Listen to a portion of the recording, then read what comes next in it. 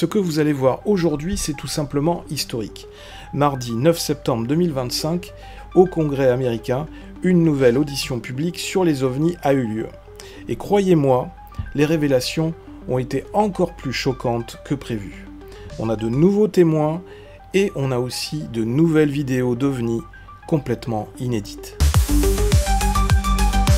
Bonjour à tous, bienvenue sur la chaîne UFO section 51, je suis DosGeek et vous êtes sur la chaîne dédiée aux ovnis et au paranormal. Comme je le disais en introduction, on va parler dans la vidéo d'aujourd'hui de la dernière audition publique qui vient d'avoir lieu mardi dernier, le mardi 9 septembre 2025, au Congrès américain, sur les ovnis et notamment sur les lanceurs d'alerte qui ont rapporté avoir fait l'objet de manœuvres d'intimidation et parfois aussi de menaces de mort. Cette vidéo va être l'occasion de vous faire un compte-rendu de cette audition, traduite en français, de manière à vous permettre de comprendre plus facilement tous les tenants et les aboutissants autour de ce sujet des dossiers classifiés d'OVNI qui est très sensible actuellement aux États-Unis. Alors, durant cette audition, on a entendu des témoignages incroyables sur des observations par des militaires, des opérations secrètes visant à étudier de la technologie extraterrestre et surtout des aveux glaçants sur la persécution des lanceurs d'alerte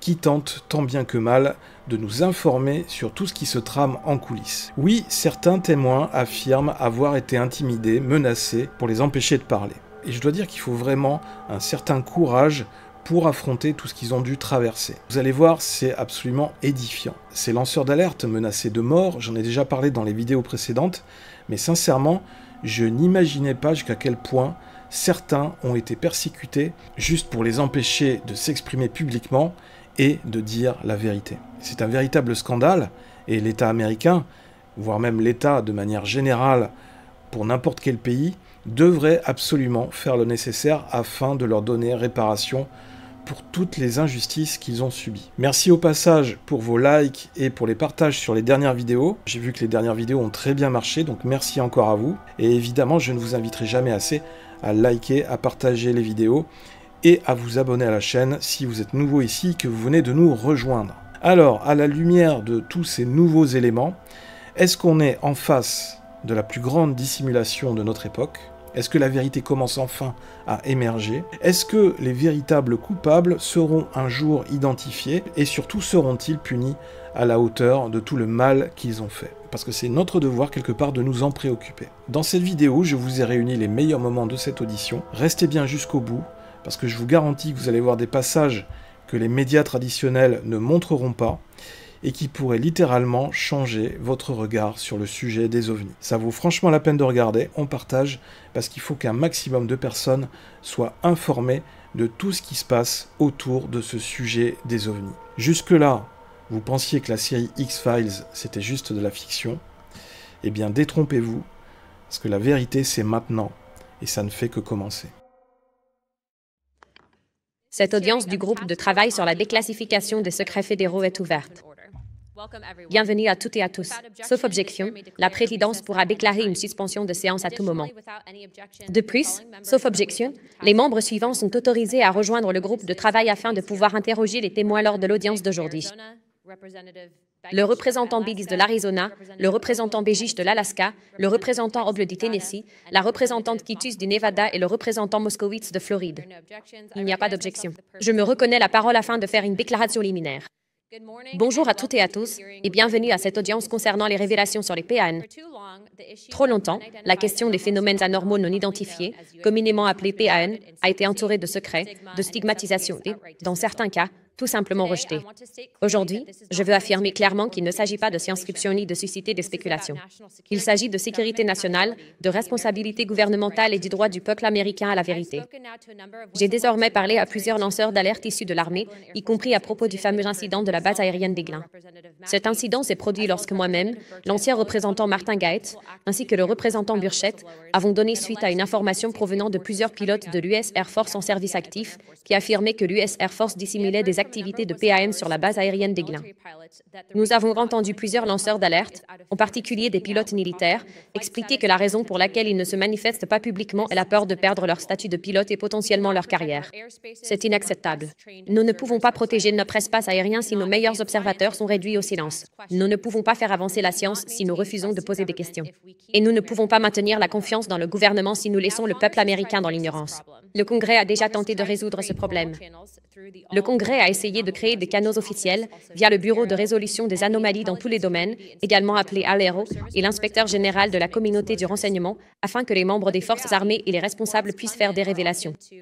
Mais en réalité, les rapports qui arrivent sont souvent écartés, traités avec lenteur ou accueillis avec scepticisme, plutôt que de faire l'objet d'une enquête sérieuse. Récemment, l'ancien directeur d'ALERO, connu sous le nom de Sean Kilpatrick, a attaqué nos témoins et les membres de cette commission. Il convient de noter qu'il est un menteur avéré, ce qui remet en question le véritable but de sa présence à ALERO, si ce n'était pas pour faire le suivi des enquêtes et communiquer ses conclusions aux membres du Congrès. Un ancien secrétaire adjoint à la Défense pour le renseignement, Chris Mellon, a décrit un rapport, publié par ALERO. Ce rapport n'a trouvé aucune preuve qu'une enquête du gouvernement américain, une recherche académique sponsorisée ou un comité d'examen officiel ait confirmé qu'une observation de PAN représentait une technologie extraterrestre. Comme le rapport gouvernemental le plus truffé d'erreurs et le plus insatisfaisant que je me souvienne avoir lu après des décennies de service public. Mellon a également souligné qu'il s'agissait du premier rapport d'ALERO soumis au Congrès sans l'approbation du directeur du renseignement national. Et, apparemment, il a exclu toute contribution de chercheurs ou d'experts ayant étudié ou écrit de manière approfondie sur ce sujet, ce qui serait pourtant la norme dans tout autre cas dans ce domaine. Mellon a estimé que ce rapport n'a pas rempli le mandat du Congrès auquel il était soumis. Il a omis des agences entières connues pour leurs enquêtes ou activités liées au PAN et n'a abordé aucune discussion sur les efforts visant à dissimuler des informations classifiées ou non classifiées concernant les PAN. De tels efforts ne sont pas abordés dans le rapport, malgré l'existence de dossiers et d'enquêtes d'agences qui les confirment, y compris celles des États-Unis. Douane et protection des frontières. Si nous mettons en place des bureaux et des organes de surveillance uniquement pour qu'ils deviennent des cimetières à témoignages, ou pire encore, des subterfuges pour faire semblant d'enquêter, alors qu'en réalité, il n'y a eu aucun suivi, alors nous ne faisons pas notre travail. Ces derniers mois, le Congrès a également été confronté à des preuves qui mettent en évidence des technologies qui, à notre connaissance, dépassent nos capacités actuelles. Il est de notre devoir, en tant que représentants élus, de suivre les faits où qu'ils nous mènent et de veiller à ce que ces faits ne soient pas enterrés sous des étiquettes de classification ou des excuses bureaucratiques. Je m'appelle Jeffrey Nizatelli. Je suis un ancien officier de police militaire avec 16 ans de service actif aux États-Unis. Force aérienne. Je suis ici aujourd'hui parce que le peuple américain a à la fois le droit et la responsabilité de connaître la vérité sur les phénomènes aériens non identifiés. Cette vérité reste cachée, classifiée et réduite au silence par la peur, la répression, la stigmatisation et la confusion. Aujourd'hui, nous sommes ici pour aider à briser ce silence. Entre 2003 et 2005, 5 incidents de PAM ont eu lieu à la base aérienne de Vandenberg, qui abrite le projet national de défense antimissile, une priorité absolue pour la sécurité nationale. À l'époque, nous procédions à des lancements jugés par le National Reconnaissance Office comme les plus importants des 25 dernières années. Ces lancements étaient historiques. Ces installations étaient vitales et elles ont été à plusieurs reprises visitées par des PAM. Chaque incident a été observé par plusieurs membres du personnel, documenté, enquêté et signalé à la chaîne de commandement. Nous avons transmis les informations vers le haut, mais nous n'avons reçu aucune directive sur la façon de gérer ces événements. J'ai personnellement été témoin de l'un de ces événements et j'ai enquêté sur d'autres au fur et à mesure qu'ils se produisaient. 6 autres membres des forces armées m'ont fourni les informations que je vais partager avec vous aujourd'hui. Les incursions ont commencé le 14 octobre 2003, lorsque des sous-traitants de Boeing ont signalé un immense carré rouge lumineux planant silencieusement au-dessus de 2 sites de défense antimissiles. Après plusieurs minutes, il a dérivé plus à l'est, au-dessus de la base, puis a disparu derrière les collines. Cet événement, désormais connu sous le nom de « carré rouge de Vandenberg », a été mentionné par la représentante Luna lors de la première audition sur ce sujet. Les dossiers officiels de l'US Air Force concernant cet événement sont en leur possession. Par ARROW et le FBI. Plus tard dans la nuit, alors que j'étais de service, des agents de sécurité sur un site de lancement critique ont signalé un objet lumineux se déplaçant rapidement au-dessus de l'océan. J'ai répondu à l'incident. Le chaos a éclaté à la radio alors que l'objet s'approchait rapidement. J'ai entendu mes amis crier « Il vient droit sur nous, il vient droit sur nous, et maintenant il est juste là ». Quelques instants plus tard, je les ai entendus dire que l'objet était parti à toute vitesse et avait disparu. Quand je suis arrivé sur les lieux, j'ai parlé à 5 témoins bouleversés qui ont décrit un immense engin triangulaire, plus grand qu'un terrain de football, qui est resté en vol stationnaire, sans bruit, pendant environ 45 secondes au-dessus de leur point de contrôle d'entrée avant de s'éloigner à une vitesse impossible. Environ une semaine plus tard, une autre patrouille a signalé une lumière au-dessus de l'océan qui se comportait de façon erratique. Pensant qu'il s'agissait peut-être d'un avion non signalé, ils ont déclaré une situation d'urgence et une force d'intervention armée a été dépêchée. Avant que les forces n'arrivent, l'objet est descendu et a soit atterri, soit stationné en vol stationnaire sur notre piste, puis il est reparti à une vitesse impossible.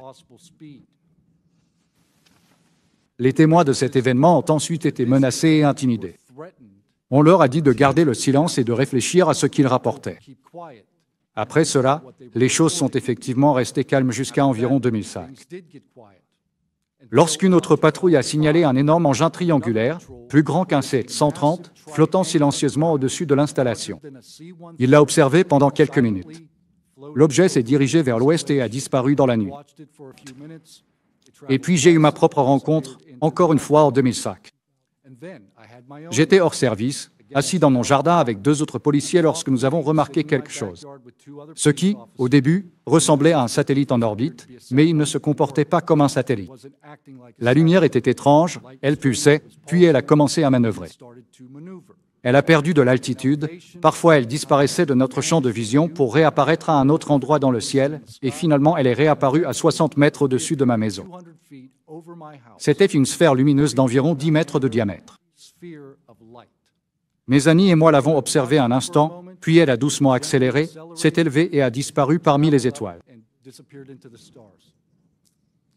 Ces événements ont profondément changé ma vie et celle de mes amis. Nous sommes à un moment charnière de l'histoire. La question n'est plus de savoir si ces événements sont réels, mais si nous avons le courage de les affronter. Un véritable leadership exige de la vision, la volonté d'affronter l'inconnu avec transparence et détermination. J'en appelle donc au Congrès pour qu'il aide le peuple à concrétiser cette vision. Il y a 3 objectifs. Financer la recherche indépendante et traiter l'étude des PAN avec le même sérieux que n'importe quel autre domaine scientifique. Deuxièmement, mettre fin au secret et à la surclassification. La transparence est le fondement de la vérité. Sans elle, des témoins comme nous sont écartés. Troisièmement, protéger les témoins. Beaucoup gardent le silence par peur pour leur carrière, leur réputation et la sécurité de leur famille. Protégez-les et vous encouragerez d'autres à rejoindre cette cause. Ces phénomènes remettent en question nos croyances les plus profondes sur la réalité, la conscience et notre place dans l'univers. Les explorer peut ouvrir la voie à des avancées révolutionnaires en technologie, en biologie et dans la compréhension humaine. Que ce soit le moment où l'Amérique choisit le courage plutôt que la peur, la transparence plutôt que le secret et le progrès plutôt que la stagnation. Montrons au monde que notre nation dirige non seulement par la force, mais aussi par la recherche sans peur de la vérité. Merci. Je m'appelle Alexandro Bibis. Je suis actuellement en service actif dans la marine américaine, spécialiste des opérations navales, 1er mètre. Père de 3 enfants et américain dévoué, je témoigne aujourd'hui à titre personnel. Les opinions que je partage sont les miennes et je ne représente pas les positions officielles du département de la marine ou de toute organisation subordonnée. Le soir du 15 février 2023, vers 19h15, heure du Pacifique, dans la zone d'alerte Whiskey 291 au large de la côte sud de la Californie, je servais à bord de l'U.SS Jackson. Pendant cette période, je me suis déplacé entre ICC et la passerelle, corrélant les données des capteurs avec les observations visuelles, une de mes responsabilités habituelles pour la gestion de la situation surface et aérienne. Ce que j'ai observé et ce que notre équipage a enregistré n'était pas cohérent avec des aéronefs conventionnels ou des drones tels qu'ils apparaissent sur notre système. Un objet autolumineux, en forme de tic-tac, a émergé de l'océan avant de rejoindre 3 autres objets similaires. Les 4 ont alors dispararu simultanément avec une accélération synchronisée, quasi instantanée. Je n'ai observé aucun bang supersonique ni aucune signature de propulsion conventionnelle, aucune traînée d'échappement, aucun mouvement de surface de contrôle sur le système d'imagerie Saphir. Peu de temps après ce départ synchronisé, les pistes radar ont disparu. Ces observations étaient multicapteurs et ont été enregistrées à l'intérieur de la ICC avec une superposition de l'heure et de la localisation visible sur nos images sources qui ont été rendues publiques par des journalistes.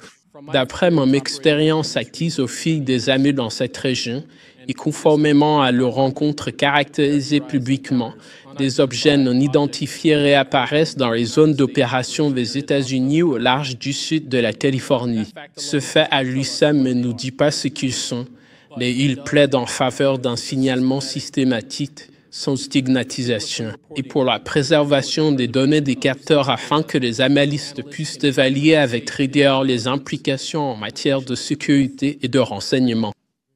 Je souhaite souligner 3 points pour la task force et la commission. La sécurité aérienne et maritime. Lorsque les équipages et les vigies observent des objets qui manœuvrent ou accélèrent d'une manière qui ne correspond pas au profil connu, et qu'ils le font à proximité de nos navires et de nos aéronefs, c'est avant tout une question de sécurité. Des listes de contrôle et des formations standardisées devraient garantir que nous capturons les meilleures données possibles des capteurs en temps réel, y compris les radiagières, l'inclinaison, la distance et la portée, des estimations et des instantanés de relèvement, de distance et d'altitude, ainsi qu'un transfert immédiat de la chaîne de conservation pour tout enregistrement, des signalements sans stigmatisation, une protection sans représailles. Les marins doivent savoir que signaler des rencontres avec des PN ne nuira pas à leur carrière. Le Congrès peut aider en renforçant la protection des témoins et en demandant au bureau concerné de maintenir des canaux confidentiels et déstigmatisés pour les membres des forces armées qui se manifestent avec des données. Déclassification et transparence lorsque cela est possible. La mission de déclassification du groupe de travail est directement pertinente ici lorsque la sécurité opérationnelle le permet. Publier des extraits de capteurs avec métadonnées ou au moins un résumé technique améliorerait la confiance du public et accélérerait l'examen scientifique externe. Cela inclut, lorsque c'est possible, la référence spatio-temporelle, les images infrarouges et les paramètres radar nécessaires à une analyse indépendante. Pour être clair, je ne suis pas ici pour faire des affirmations qui dépassent nos domaines de compétences. Je suis ici pour fournir un témoignage direct de ce que j'ai vu, de ce que nos systèmes ont enregistré et pourquoi. C'est important pour la sécurité, le renseignement et la confiance du public. Ma demande à votre égard est pragmatique. Aidez-nous à recueillir, protéger, évaluer équitablement les preuves et à offrir une voie sûre pour que ceux qui portent l'uniforme puissent le signaler. Pour conclure, je tiens à remercier la Commission et le groupe de travail d'avoir organisé cette audition et d'avoir placé cette discussion dans un tel cadre. Un cadre où les preuves peuvent être examinées avec soin et en toute transparence. Je vous remercie de votre attention et je suis prêt à répondre à vos questions. Merci. Je suis Georges Knapp, journaliste d'investigation en chef à CLA TV à Las Vegas. J'ai commencé à m'intéresser à ce mystère étrange dès 1987 et depuis 38 ans, je l'ai toujours abordé comme une enquête journalistique. Pour moi, il ne s'agit pas de foi ou de croyance, c'est un sujet d'actualité et il est important. Je suis fier d'être ici aujourd'hui aux côtés de ces témoins, des hommes qui ont vu des choses étranges et qui ont eu le courage d'en parler au monde. Les lanceurs d'alerte et les témoins qui osent s'exprimer sont régulièrement insultés, rabaissés ou pire encore. Ils risquent leur réputation, leur carrière, leurs habilitations, leurs moyens de subsistance et parfois bien plus que cela, voire même leur liberté. Je sais que l'un des objectifs du groupe de travail ici est de trouver des moyens de protéger les lanceurs d'alerte et les témoins. Et c'est une tâche difficile, car beaucoup des choses qui arrivent à des témoins comme ceux-ci sont en dehors du cadre légal. Elles sont commises par des personnes inconnues, comme l'a dit Dave Grush, assis tout en haut de la salle, le sait mieux que quiconque, y compris à cause d'événements récents qui lui sont arrivés. Je voudrais partager quelques éléments que j'ai appris au fil de ce long parcours. Et j'ai soumis la plupart de ces informations par écrit, car j'estime que ma déclaration aujourd'hui prendrait environ 4h30, dont je vais essayer de passer rapidement et d'aborder les points les plus importants. J'ai soumis une déclaration écrite détaillée pour le compte-rendu, et nous allons en aborder une grande partie ici. Mais le public a entendu à maintes reprises, depuis la fin des années 40, qu'il n'y avait rien à craindre ici. Ces engins mystérieux, aperçus par des millions de personnes dans le ciel, dans les océans, au-dessus des terres, ne sont pas réels. Ils ne représentent pas une menace. Les témoins se trompent, ce sont des illuminés. N'y croyez pas. Pour moi, cela a changé. Ce qui m'a captivé, c'est la trace écrite.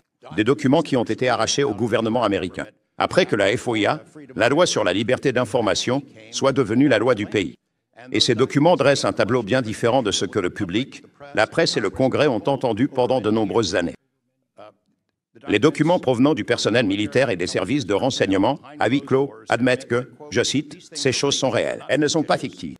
Elles peuvent voler en formation, elles sont furtives et elles surpassent n'importe quel appareil connu, y compris les nôtres. » Le public, bien sûr, comme je l'ai dit, a entendu un tout autre discours. Vous savez, en 1989, j'ai parlé d'un type nommé Bob Lazar qui affirmait avoir travaillé dans une installation appelée EST-4, perdue dans le désert du Nevada, tout près de la zone 51. Il disait qu'il faisait partie d'un programme de rétro-ingénierie. Il affirmait qu'il y avait des engins extraterrestres qui étaient démontés pour comprendre comment ils fonctionnaient là-bas, et c'était quand même une sacrée histoire.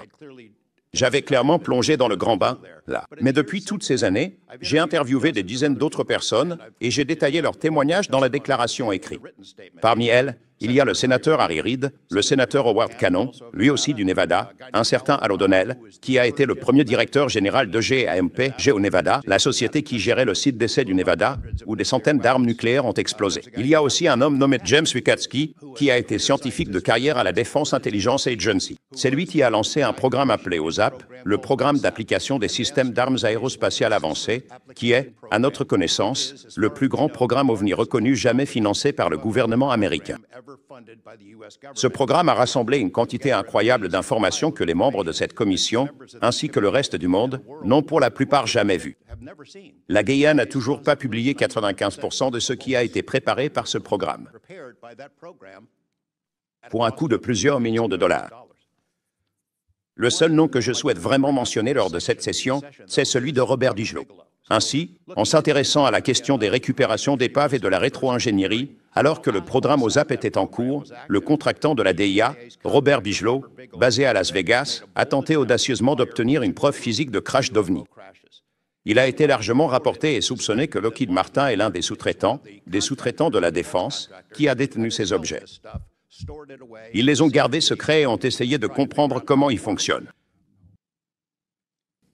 J'ai confirmé cela officiellement. Robert Bigelow et un collègue de confiance de l'OSAP ont rencontré et négocié avec des cadres supérieurs de Lockheed Martin. Et ils ont conclu un accord selon lequel la société de Bigelow, Bass, recevrait une certaine quantité de matériaux inhabituels qui avaient été mis de côté et protégés dans une installation en Californie. Ce matériau n'a pas été fabriqué ici. Je voudrais maintenant passer au dossier russe, parce que cela allait être en quelque sorte le point central de ce dont je voulais vous parler aujourd'hui. Au début des années 90, je suis allé en Russie, j'ai rencontré plusieurs de leurs responsables de la défense, du ministère de la Défense et d'autres, qui m'ont confirmé que la Russie faisait la même chose que les États-Unis, c'est-à-dire étudier secrètement les ovnis tout en affirmant publiquement quelque chose de complètement différent. Les documents et entretiens que j'ai obtenus et que j'ai maintenant partagés avec ce groupe de travail montrent que l'URSS a lancé ce qui est presque certainement la plus grande enquête sur les ovnis et PAN au monde. La première phase de cela a été l'envoi d'un ordre à l'ensemble de l'empire militaire soviétique. Chaque unité, si vous voyez quelque chose d'étrange dans le ciel, un engin, une sphère, quelque chose d'inhabituel, vous deviez rassembler toutes les preuves, recueillir les témoignages des témoins, chercher des preuves matérielles, et toutes ces informations étaient centralisées dans un seul programme au ministère de la Défense. Des milliers et des milliers de ces rapports ont afflué. Beaucoup d'entre eux étaient d'abord transmis au KGB, puis renvoyés vers un autre programme qui a suivi cet effort de collecte, appelé Thread 3. Et Thread 3 était un programme d'analyse. Nous avons fourni au comité les documents sur ce qu'ils essayaient de faire. Et en gros, ils essayaient de construire leurs propres ovnis. Ils utilisaient les informations issues de leurs observations et de leurs études pour tenter de comprendre la technologie. Le responsable de ce programme, le colonel Boris Sokolov, m'a dit que leur objectif était essentiellement de développer une technologie qui serait supérieure à tout ce que nous avions en se basant sur ce qu'ils apprenaient des ovnis. Monsieur Knack, juste pour gagner du temps, si j'ai bien compris, aviez-vous quelque chose que vous vouliez soumettre au Congrès pour que ce comité puisse l'examiner? J'ai déjà soumis ces documents. Souhaitez-vous diffuser une vidéo? Avez-vous une vidéo que vous aimeriez montrer? Je ne pense pas que ce soit à moi de la passer. Non, c'était. Oui, la vidéo d'Alexander. D'accord, vous pouvez la passer. Il peut la commenter. Très bien. Dans le but de montrer cette vidéo à tous les membres du groupe de travail, nous aimerions la diffuser maintenant. Bien sûr.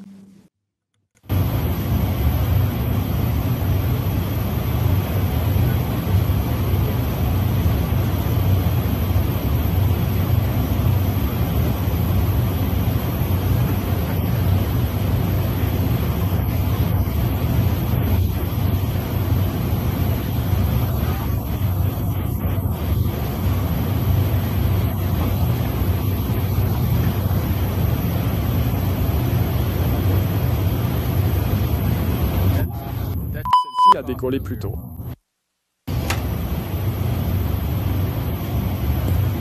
Si on peut couper le son rapidement. Monsieur Wiggins et Monsieur Knapp, nous reviendrons sur ce qu'était cette vidéo dans un instant, mais nous voulons juste nous assurer qu'elle a bien été versée au dossier, ainsi que tous les documents. Celles-ci pourront être consultées publiquement par tout le pays. Si nous pouvons, Monsieur Knapp, nous allons poursuivre la série de questions, mais je vais passer à Monsieur les déclarations liminaires de Borland. Je m'appelle Dylan Borland, ancien spécialiste du renseignement géospatial aérien pour l'US Air Force, en service actif de 2010 à 2013. J'ai également travaillé chez BAE States et Intrepid Solutions en tant qu'analyste principal, expert dans l'analyse de vidéos, de radars et d'images électro-optiques avancées, pour l'identification officielle de l'ordre de bataille aérien, ainsi que de l'ordre de bataille naval et terrestre. Je suis un lanceur d'alerte fédéral, ayant témoigné à la fois devant l'ICIG et l'AERO, avec une connaissance directe et une expérience de première main d'engins et de technologies qui ne sont pas les nôtres et qui opéreraient apparemment sans supervision du Congrès. En raison de ma connaissance directe de la réalité de certains programmes UAP hérités, ma carrière professionnelle a été délibérément entravée et j'ai subi des représailles continues de la part d'agences gouvernementales pendant plus de 10 ans. De 2011 à 2013, j'étais en poste à la base aérienne de l'Anglais, en Virginie, menant des opérations 24H24 avec des véhicules aériens habités et non habités pour les forces d'opération spéciales dans le cadre de la guerre mondiale contre le terrorisme. Durant l'été 2012, mon équipe était en alerte à cause de la météo et je suis retourné à ma caserne sur la base. Et vers 1h30 du matin, j'ai vu un triangle équilatéral d'environ 30 mètres de côté décoller près du hangar de la NASA sur la base. L'appareil a perturbé mon téléphone, ne produisait aucun son, et le matériau dont il était fait semblait fluide ou dynamique. Je suis resté sous cet engin triangulaire pendant quelques minutes, puis il est monté rapidement à l'altitude des avions de ligne en quelques secondes, sans provoquer la moindre perturbation cinétique, ni bruit, ni déplacement d'air. Quelques années après cette expérience, j'ai eu accès à des informations classifiées du programme de récupération d'épave UAP grâce à un poste sensible que j'occupais dans un programme à accès spécial. Pendant cette période, des officiers du renseignement sont venus me voir, craignant pour leur propre carrière, évoquant des fautes professionnelles au sein de ces programmes et des représailles similaires, ce que j'étais déjà en train de subir à ce moment-là. Ces problèmes incluent des fautes médicales commises par le personnel des anciens combattants, le refus de reconnaître le travail que j'ai accompli pendant mon engagement dans l'US Air Force, la falsification de documents d'emploi manipulés, le harcèlement au travail, y compris des collègues à qui l'on ordonnait de ne pas me parler, la manipulation de mon habilitation de sécurité par certaines agences, le blocage, le retardement et, finalement, la suppression de ma capacité à être employé au sein de la communauté du renseignement. Les représailles auxquelles je fais face, ainsi que celles subies par des personnes que je connais et qui ont travaillé dans ces programmes, sont ce qui m'a convaincu, en mars 2023, de devenir lanceur d'alerte. Je me suis manifesté par souci pour la vie des gens et pour m'assurer d'avoir tout fait pour que nos représentants élus connaissent la vérité sur ce qui se passe réellement au sein de la branche exécutive.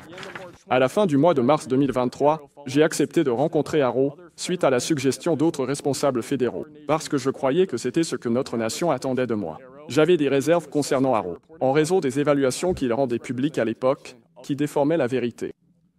À cause de ces préoccupations, je n'ai pas partagé d'informations sur les sources et les méthodes afin de protéger le personnel fédéral informel actuel qui avait été directement exposé à des technologies d'origine inconnue. Je ne voulais pas que qui que ce soit subisse d'autres représailles au-delà de ce qu'ils avaient déjà enduré. Et malheureusement, un membre du personnel a fini par avoir des ennuis à cause de cela.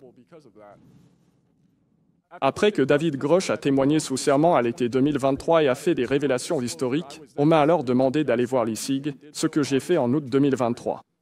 Il est vite apparu, dès mon entretien d'admission, qui a été enregistré en vidéo sous serment, que l'objectif était uniquement d'évaluer ce que je savais et non d'ouvrir une enquête à partir des nouvelles informations que je leur avais fournies. Les conséquences de cette plainte auprès de l'IG me troublent encore aujourd'hui. Depuis ma plainte auprès de l'ISIG, on m'a empêché de reprendre mon emploi précédent et je peux confirmer que je suis toujours mis sur liste noire par certaines agences de la communauté du renseignement. De plus, plusieurs agences ont tenté des attaques de phishing pour évaluer ce que j'avais divulgué à l'inspecteur général, y compris en me demandant de révéler les détails de ma plainte à l'ISIG. Lors d'un test au polygraphe CI pour un poste sans rapport avec les questions d'OVNI ou de PAN, aussi récemment qu'en novembre 2024. Alors que je suis assis devant vous aujourd'hui, moi et de nombreux autres lanceurs d'alerte n'avons aucune perspective d'emploi, aucun avenir professionnel prévisible dans une nation que chacun d'entre nous s'est levé pour défendre. De nombreuses personnes se sont manifestées de différentes manières pour révéler la réalité des PAN. En tant que patriotes et défenseurs de notre nation, beaucoup se sentent pourtant rejetés, isolés, sans espoir, séparés du pays qu'ils servent. Les efforts pour remédier à cette situation pour tous les lanceurs d'alerte ont été difficiles et préoccupants, et à mes collègues lanceurs d'alerte ainsi qu'aux responsables qui détiennent ces informations, je vous présente mes excuses. Quelque chose que je n'ai jamais reçu et que je vous offre aujourd'hui. J'ai prêté serment à la Constitution des États-Unis, un serment qui exige la vérité et la transparence pour que notre République démocratique fonctionne chaque jour. Ces vérités restent cachées à nos concitoyens. L'humanité s'éloigne chaque jour un peu plus des principes que notre nation a été fondée pour défendre. Chaque jour où les victimes de crimes commis par des agences et des entreprises qui maintiennent le secret se voient refuser la justice est un jour de plus perdu. Notre Constitution est mise en pièces. En 2023, des patriotes ont fourni à ce comité et à l'exécutif des preuves irréfutables de la réalité des PAM, et je salue votre engagement continu. L'avenir de l'humanité se joue entre voyager vers les étoiles ou régresser à l'âge de pierre avec cette technologie. Ma carrière a consisté à transmettre des informations cruciales aux décideurs. Votre rôle, en tant que représentant élu, est d'agir en conséquence. Le moment d'agir, c'est maintenant. Je vous remercie. Je suis conseillère principale en politique au Project on Government Oversight, une organisation de surveillance indépendante et non partisane qui enquête et dénonce le gaspillage, la corruption, les abus de pouvoir et lorsque le gouvernement ne sert pas l'intérêt public ou réduit au silence ceux qui signalent des actes répréhensibles. Les lanceurs d'alerte sont la première ligne de défense pour éradiquer le gaspillage, la fraude, les abus de pouvoir et la corruption au sein de notre gouvernement. Le Congrès compte sur les lanceurs d'alerte pour pouvoir exercer pleinement ses pouvoirs de contrôle et d'élaboration des lois. Il est compréhensible que d'anciens présidents des deux partis aient souvent adopté une attitude hostile envers les lanceurs d'alerte. Leurs révélations peuvent embarrasser le président et son parti politique, voire provoquer un scandale national. Mais les lanceurs d'alerte continuent de jouer un rôle essentiel, que ce soit sous des administrations démocrates ou républicaines. Ils aident le Congrès et le public à identifier et à comprendre à quoi ressemble la corruption gouvernementale. Leurs révélations alimentent les enquêtes et nous permettent de traiter les actes répréhensibles et de tenir les responsables pour compte. C'est pourquoi, historiquement, il existe un large consensus bipartisan au Congrès pour soutenir et protéger les lanceurs d'alerte. Agir ainsi protège le pays. Et cela garantit que notre gouvernement est plus réactif et responsable devant le peuple. Le signalement d'irrégularités dans le domaine de la sécurité nationale, en particulier, est une tradition qui remonte à la fondation de notre pays. Et au fil du temps, les lanceurs d'alerte dans le domaine de la sécurité nationale et leurs révélations ont eu un impact sur certaines des questions les plus fondamentales, et des questions sur la manière dont nous souhaitons être gouvernés et sur la façon dont notre gouvernement peut mieux servir son peuple. Du rôle que les États-Unis jouent à travers le monde à la responsabilisation des acteurs puissants, en passant par l'éthique et la transparence du gouvernement, les droits humains et les libertés civiles, l'autorité de l'exécutif, le premier amendement, les libertés d'expression et de contestation, la liberté de la presse et l'intérêt du public à son droit de savoir. Malgré ce service public inestimable, lancer l'alerte comporte de grands risques personnels. Les lanceurs d'alerte risquent de perdre leur emploi, leur carrière, leurs moyens de subsistance et leur réputation. Ils peuvent faire l'objet d'enquêtes de représailles, de poursuites judiciaires, voire de graves accusations criminelles. Et ils peuvent subir de profonds dommages mentaux, émotionnels et psychologiques. Tout ce risque pour dire la vérité, pour s'assurer que les agences remplissent leur mission fondamentale et qu'elles servent au mieux les intérêts du peuple. Ceux qui se vengent des lanceurs d'alerte ne violant pas seulement leurs droits légaux. Ils infligent un véritable préjudice à notre gouvernement et trahissent la confiance du public. S'attaquer aux lanceurs d'alerte plutôt qu'à la corruption qu'ils dénoncent gaspille les ressources des agences. Et cela permet en plus à cette corruption de perdurer sans être traitée. Cela peut instaurer un effet dissuasif dans toute une agence, créer un climat de peur et de méfiance, faire taire la contestation et la liberté d'expression et décourager d'éventuels lanceurs d'alerte de se manifester à l'avenir. Les lanceurs d'alerte sont souvent parmi les agents publics les plus dévoués et les plus intègres que nous ayons, car ils sont prêts à se mettre en danger pour faire ce qui est juste. Et le Congrès les a historiquement soutenus, encore une fois, de manière bipartisane. Mais malheureusement, le fait de lancer l'alerte est devenu de plus en plus politisé, le soutien aux lanceurs d'alerte dépendant souvent du parti au pouvoir et de celui qui est politiquement gêné par les fautes révélées. Mais, pour être clair, s'en prendre individuellement aux lanceurs d'alerte risque de saper l'ensemble du processus de signalement. Pogo conseille aux membres du Congrès, de tous bords politiques, de se concentrer sur les preuves, pas sur la personne. Nous aurons toujours besoin de lanceurs d'alerte pour parvenir à un gouvernement qui serve au mieux ses citoyens. Car lorsque des personnes de conscience, d'intégrité et de bonne moralité refusent de s'exprimer, par peur, par complaisance ou par instinct de survie, et laissent la corruption prospérer à huis clos, c'est sans doute le risque le plus dangereux de tous. Si nous voulons vraiment renforcer la transparence du gouvernement et rétablir la confiance du public, nous avons besoin de fonctionnaires engagés envers la vérité. Les lanceurs d'alerte ont besoin de canaux sûrs et efficaces pour faire des révélations légales. Ils ont besoin de protection renforcée contre les représailles. Et lorsqu'ils subissent des représailles, ils doivent avoir une réelle chance d'obtenir réparation. Le Congrès a fait des progrès en adoptant des lois sur les lanceurs d'alerte, et ces lois doivent être mises à jour et élargies afin que les lanceurs d'alerte bénéficient réellement des protections dont ils ont besoin, que les auteurs de représailles soient tenus responsables et que nous puissions atteindre le type de gouvernement que le peuple mérite. Nous exhortons vivement le Congrès à poursuivre sa tradition historique de défense des droits et des protections de tous les lanceurs d'alerte. Merci encore de m'avoir donné l'occasion de témoigner ici ce matin. Pogo s'engage à travailler avec vous et le comité de surveillance pour résoudre ces problèmes critiques. Je répondrai avec plaisir à toutes vos questions. Ben Borland, dans votre témoignage, vous avez décrit avoir été témoin de la présence de gros engins triangulaires alors que vous étiez stationné à la base aérienne de Langley en 2012. Pouvez-vous expliquer ce que vous avez observé en termes de taille, de comportement et pourquoi vous êtes sûr qu'il ne s'agissait pas d'une technologie conventionnelle? Excellente question, madame. Donc, dans la caserne, sur la base, je vivais dans la caserne. Il y avait un petit fumoir à l'extérieur. J'étais là, au téléphone, en train de regarder vers la ligne de vol, et j'ai vu une lumière blanche apparaître et s'arrêter à environ 100 pieds dans les airs. Je pensais que c'était un ballon météo. J'ai déjà vu des tests de là-bas, en semaine. Vous savez, c'est normal, pas surprenant. J'ai en fait fini ma cigarette et j'ai commencé à marcher vers la ligne de vol.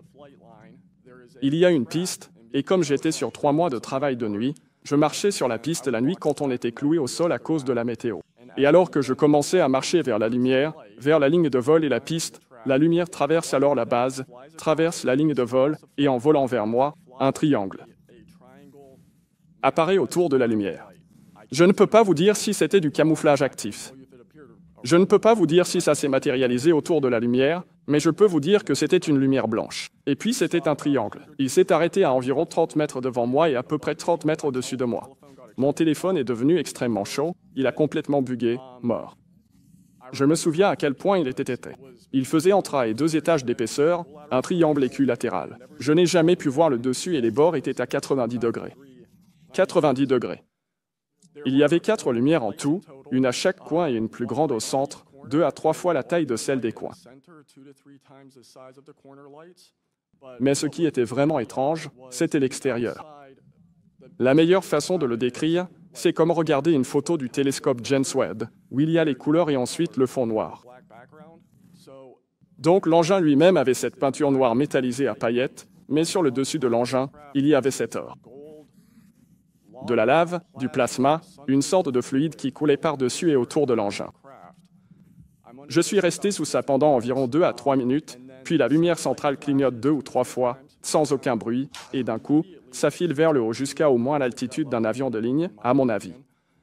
Et tout de suite, je ressens de l'électricité statique sur tout le corps, puis je sens cette odeur qu'on a après un orage ou un éclair, cette odeur très forte d'orage d'été. Ça monte à l'altitude de croisière. J'essaie de réinitialiser mon téléphone et à ce moment-là, je ne vois plus que la lumière centrale. Si je ne l'avais pas vu décoller, j'aurais cru que c'était une étoile. Puis ça plane là-haut et ça commence à se déplacer lentement vers l'est, au-dessus de l'océan Atlantique. J'ai finalement réussi à réinitialiser mon téléphone. L'ensemble de l'événement a duré environ. Du moment où j'ai vu la lumière apparaître près du hangar jusqu'à ce qu'elle parte au-dessus de l'océan, il s'est écoulé environ 15 minutes. Pour faire suite à cette question, après l'avoir divulgué ces informations à l'inspecteur général de la communauté du renseignement, vous avez été victime de tentatives de phishing et de mise sur liste noire professionnelle. À votre avis, dans quelle mesure ce phénomène est-il répandu au sein de la communauté du renseignement pour ceux qui expriment des préoccupations concernant les programmes UAP? C'est une question difficile à répondre. Je pense qu'avant David Grush, et que les gens commencent ce processus de sensibilisation à la réalité de ces programmes et à certaines choses que des personnes ont pu observer, c'était probablement extrêmement répandu. Je pense qu'aujourd'hui, il y a encore un problème, mais comme les gens peuvent venir témoigner devant vous et que certains prennent la parole, je pense que c'est un peu moins répandu. J'espère cependant que les gens continueront, car si tout cela retourne derrière des portes closes, ça va vraiment devenir très moche. Quel type de comportement avez-vous observé de la part de l'ancien directeur d'Arrow, Sean Kirkpatrick, ainsi que de son équipe, en lien avec les informations que vous leur avez fournies? Ont-ils déjà essayé de classer ces informations comme étant de la technologie non humaine? Bonne question. Le problème, c'est que je sais ce que j'ai vécu personnellement. Je sais d'autres choses. Je pense que le personnel d'Arrow que j'ai rencontré en mars 2023, je pense que c'était de bonnes personnes qui faisaient le travail qu'on leur avait demandé de faire. Je n'ai pas rencontré Kirkpatrick. Il n'était soit pas présent, soit il ne voulait pas me rencontrer ce jour-là.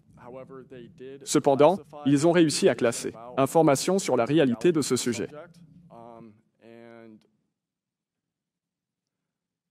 C'était très inquiétant car dans mon MFR d'Arrow, ils avaient en fait fait référence à un ancien membre du personnel. C'est lui qui m'a dit d'y aller et il n'aurait probablement pas dû faire ça. Et très rapidement, avant que mon temps ne soit écoulé et que nous puissions passer à un deuxième tour de questions, juste pour que vous soyez tous conscients de l'importance, compte tenu de tout ce que vous avez vu et vécu, de la loi sur la divulgation des TAN de 2025 pour rétablir à la fois la responsabilité publique et la confiance. Je pense que c'est très important. J'espère cependant que la période de 7 ans pourrait être réduite, c'est mon avis, mais c'est très important. La vérité doit être connue. Monsieur Wiggins, je voudrais m'entretenir avec vous. Je trouve votre parcours et votre témoignage convaincants. Quand vous avez vu pour la première fois ce que vous regardiez, quelles ont été vos premières pensées? Mes premières pensées étaient, je pense, que tout ce qu'on m'avait dit et appris étant enfant puis en grandissant n'était plus, vous savez, applicable. Si je peux voir quelque chose qui, selon moi, défie la gravité de cette façon, alors qu'est-ce qui pourrait encore être possible? C'était ma première pensée. Donc, avez-vous pensé que ce que vous regardiez était un programme d'armement dont vous n'aviez pas connaissance? Ou avez-vous pensé que ce que vous regardiez était évidemment une sorte de technologie extraterrestre? Non, aucune de ces deux idées ne m'a traversé l'esprit. Je ne suis pas l'extérieur. Je pense que je veux être aussi sceptique que tout le monde et simplement espérer connaître la vérité. Vous a-t-il dit ce que vous étiez en train de regarder pour essayer de vous dissuader de ce que vous pensiez que c'était? Non. Personne m'a dit anomalie avec la technologie. Personne n'a fait ça. Personne. Comment pensez-vous avoir été traité lorsque vous avez signalé cette information ou que vous en avez parlé? Vous savez, la vidéo du Tic-Tac est bien connue. C'est largement rapporté. Comment avez-vous été traité? Je n'ai aucun retour négatif, aucun problème.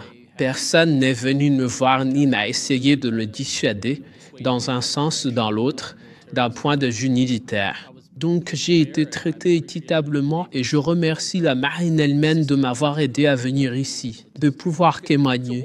C'est bien. Alors, selon vous, qu'est-ce que les Américains devraient retenir en regardant votre vidéo? Parce que quand on la regarde, évidemment, on n'a jamais vu quelque chose comme ça. Ça défie ce que l'on sait être technologiquement possible. Qu'est-ce qu'on est censé penser? Quelqu'un ment sur quelque chose? Quelqu'un cache quelque chose? Ce n'est pas normal, ce que vous avez vu.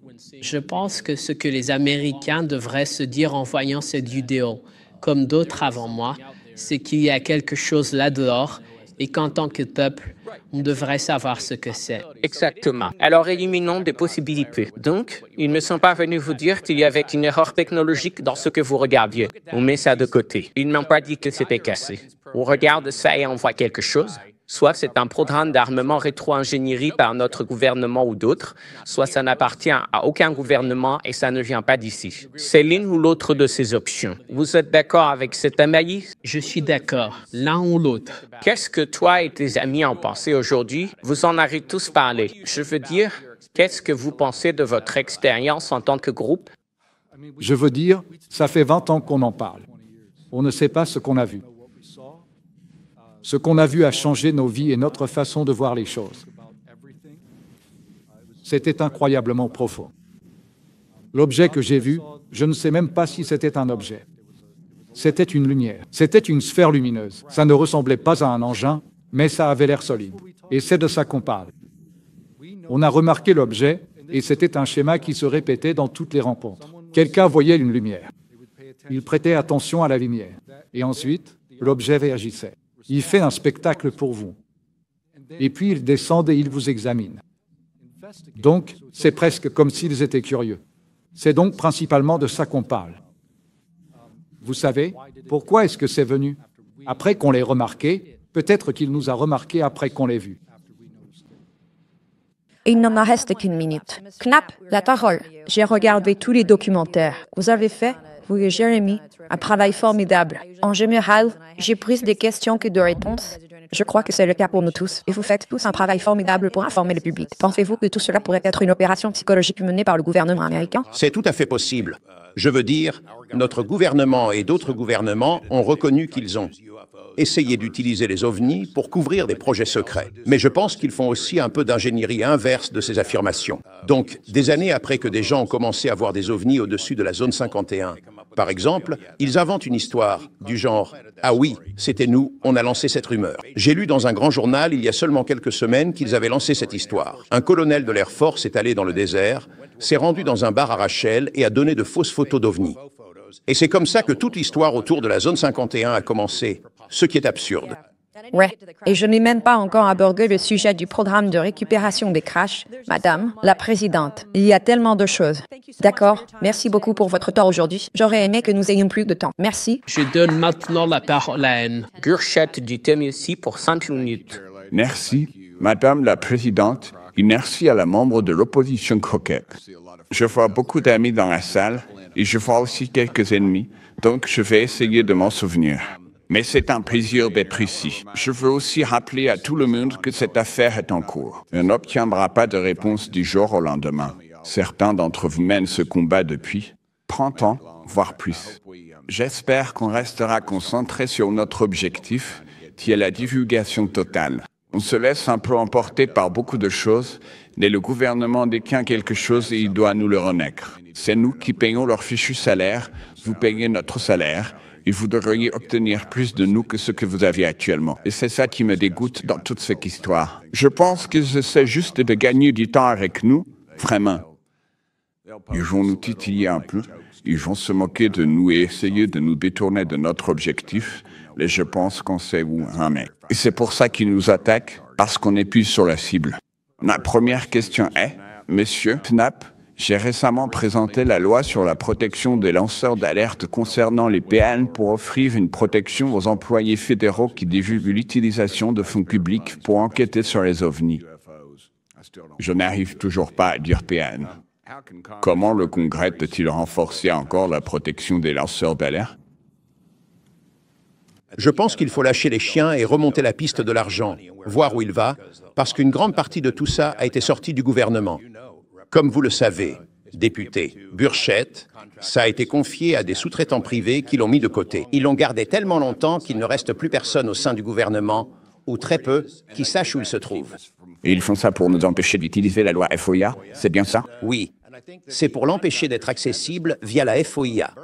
Et je pense que les sous-traitants qui détiennent ces choses depuis très longtemps fixent eux-mêmes leurs propres règles sur qui a le droit de savoir quoi. Et c'est un tout petit groupe qui parvient à percer ce secret. Je crois que la représentante Luna s'est penchée sur l'utilisation des classifications pour dissimuler des choses. Je ne suis même pas sûr que cette commission, même en obtenant des habilitations de sécurité qui devraient vous permettre d'accéder à ces informations, pourrait vraiment suivre où tout cela va. Ce qui m'inquiète, c'est que les gens qui s'en occupent ne savent même pas ce qu'ils regardent. Je veux dire, ça a traversé tellement d'étapes. Je veux dire, depuis Roswell, par exemple, tu penses qu'il n'y a même plus personne en vie? qui aient été impliqués dans tout ça. Je ne pense pas qu'ils aient progressé d'après les personnes à qui j'ai parlé. Je ne pense pas qu'ils aient avancé dans la compréhension de cette technologie.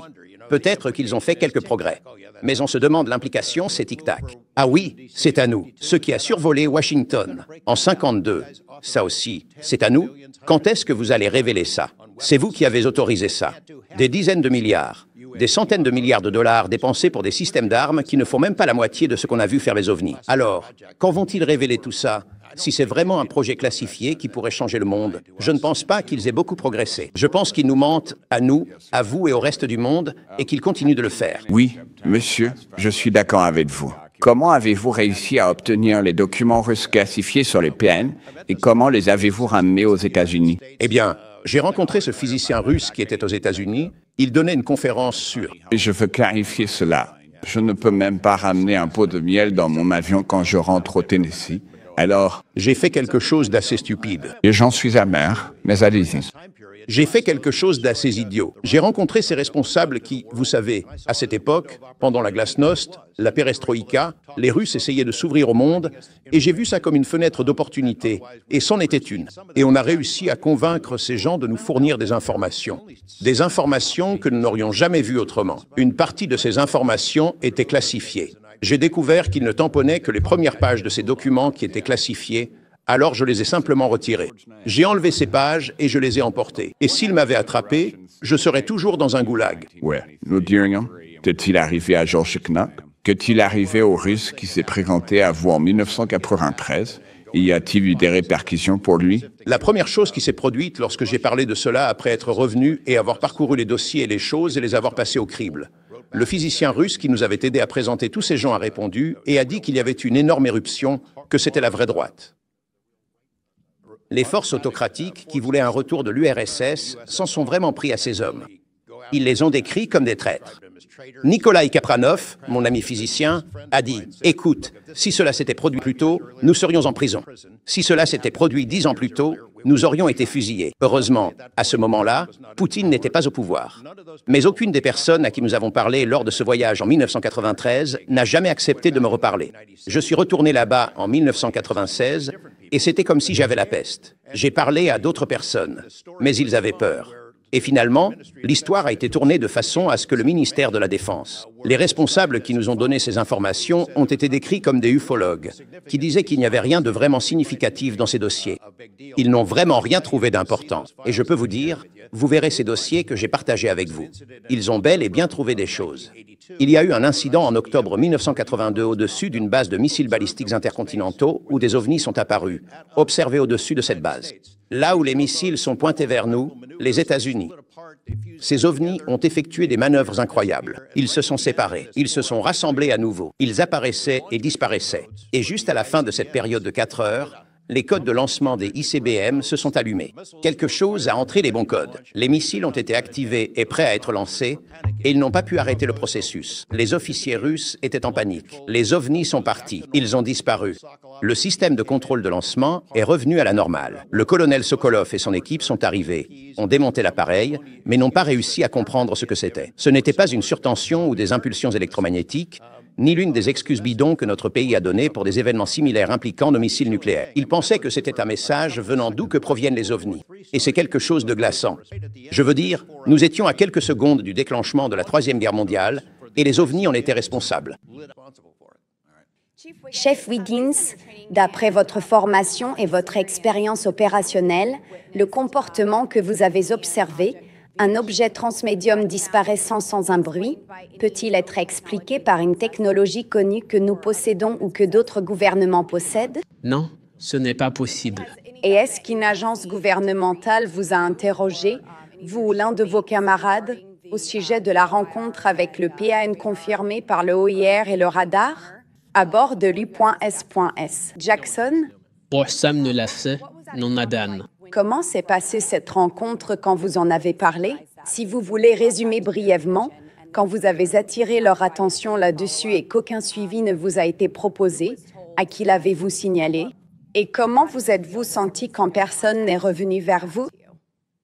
En ce qui concerne l'incident réel qui se produit ou le niveau de signalement, oui. Dans le cadre de l'événement, les fonctions consistent à faire rapport à l'officier d'action tactique de garde pendant que nous sommes debout de garde. Donc, l'officier d'action tactique était là. J'ai fait mon rapport. Je n'ai aucune discussion en dehors de ce jour-là. Il n'y a eu aucune communication avec moi ni aucune demande de ma part, vous savez, au sein de l'armée. En parlant de cet incident lui-même, une fois le rapport fait à l'officier d'action tactique, c'est à ce moment-là que j'ai pris la décision de demander au surveillant individuel qui contrôlait Saphir de pouvoir se diriger vers l'emplacement. C'est ce que vous voyez dans la vidéo elle-même, c'est quand le gardien se déplace et nous montre ce que nous regardons. Le reportage. Je suis allé là-bas. Merci, chef. Juste pour gagner du temps, Monsieur Nizatelli, l'Aéro, l'armée de l'air ou le FBI ont-ils déjà eu des contacts personnels avec vous au sujet de l'événement sur la place Rouge? J'ai eu un suivi par Aéro. Rien avec l'armée de l'air. Le bureau de l'Aéro m'a informé, je crois, au moins 2 fois. Ils m'ont fait savoir qu'ils n'avaient pas réussi à localiser les documents, que ceux-ci avaient été détruits par l'armée de l'air. L'armée de l'air détruit tous ses dossiers de police tous les 3 ans, selon un calendrier. On vous a informé que ces documents avaient été détruits? Bon, d'accord. Donc ils avaient la documentation, l'ont détruite et ont refusé d'interroger les principaux enquêteurs? Y a-t-il eu quoi que ce soit en lien avec cette enquête?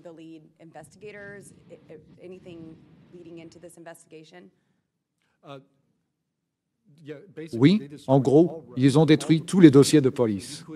Donc, vous ne pouviez même pas, par exemple, appeler l'armée de l'air pour leur demander s'il y avait eu un accident de véhicule à cette période-là. C'est donc un gros problème. Nous perdons des données en temps réel, nous ne pourrons donc jamais revenir en arrière et effectuer un suivi. Pense notre gouvernement fédéral à détruire des documents? Écoutez, je ne suis pas prêt à conclure que je crois qu'il y a, vous savez, des extraterrestres venant d'une autre planète.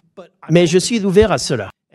Et je pense que c'est notre responsabilité, surtout quand on voit que notre gouvernement bloque activement des informations qui nous concernent. Rien que la nuit dernière, j'ai essayé de proposer un amendement à la loi d'autorisation de la défense nationale qui entrait dans la pertinence de ce projet de loi pour obtenir la divulgation des PAN. Et, comme par hasard, il a été jugé non pertinent, principalement par le personnel, même pas par un élu. C'est exactement le genre de choses que l'on voit sans arrêt. L'année dernière, quelqu'un de l'administration de la Chambre nous a empêchés de recevoir un briefing complet d'Arrow. Donc, pas un élu, mais un membre du personnel nous a bloqués. J'en ai assez. Trop, c'est trop. Je veux lancer une vidéo qu'on m'a donnée. Et avant qu'elle ne commence, je vais la décrire. Elle a été prise le 30 octobre 2024. Cette vidéo montre un drone MQ-9 suivant un orbe ou cet objet au large des côtes du Yémen. Vous verrez qu'un autre MQ-9 a lancé un missile Hellfire. Vous ne pouvez pas voir ce drone. Donc, je ne vais pas vous l'expliquer. Vous verrez exactement ce qu'il fait.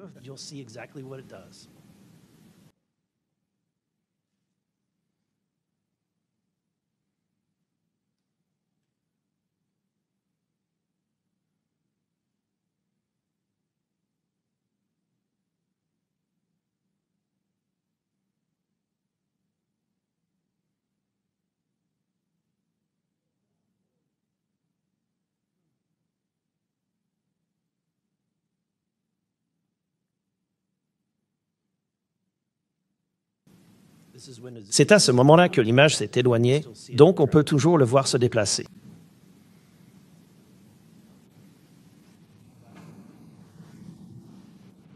Alors, monsieur Knapp, avez-vous déjà entendu parler d'événements comme celui-ci?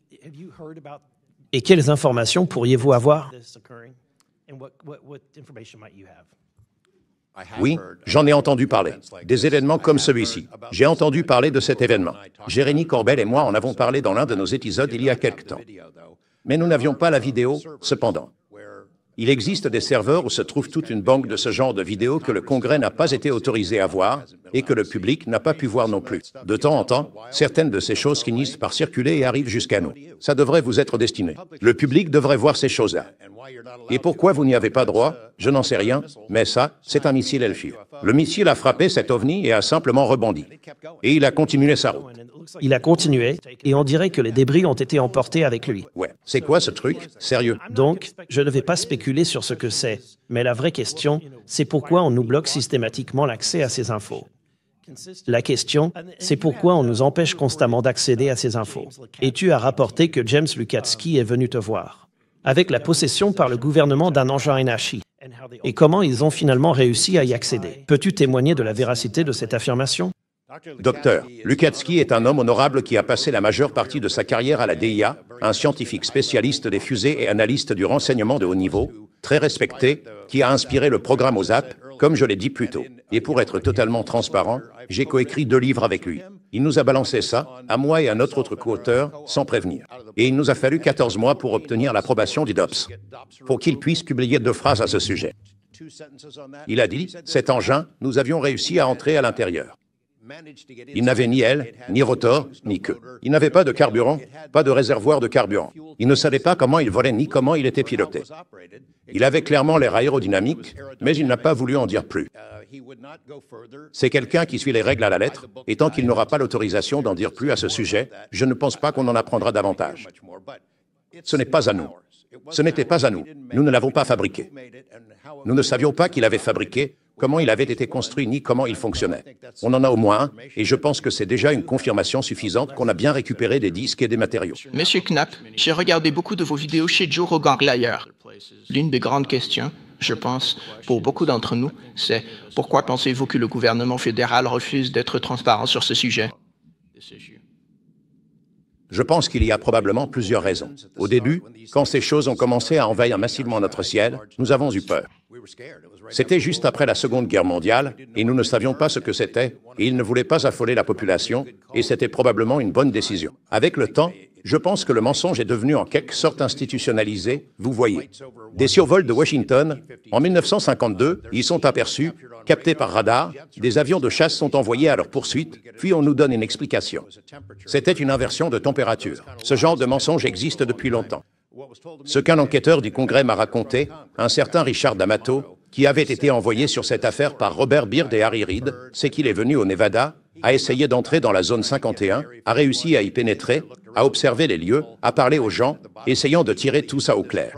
Il pensait que ce programme, la rétro-ingénierie, etc., était à l'intérieur, qu'il avait été transféré au sein de ces entreprises. Et il a dit, quand tout cela sortira, des gens iront en prison. Et il parlait des personnes qui, en gros, détournaient des fonds légitimes de la sécurité nationale, des dizaines de milliards de dollars, pour continuer à dissimuler tout ça. Je pense aussi qu'il y a une raison légitime à ce secret, à savoir qu'il existe un lien indéniable avec la sécurité nationale concernant cette technologie. Si nous nous battons pour maîtriser cette technologie contre les Russes et les Chinois, comme me l'ont dit le sénateur Reid et bien d'autres, alors c'est une course qui est essentielle à notre survie.